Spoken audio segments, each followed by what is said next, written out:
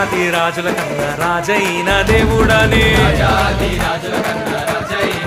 తమ్ముడు నీచాతి నీచులను ప్రేమింపవచ్చేనని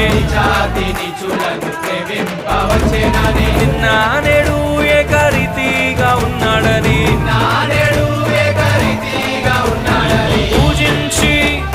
పూజించి పాటించి చాటింపరారే హల్లెలూయా అని పాడి స్తుతింపను రారే.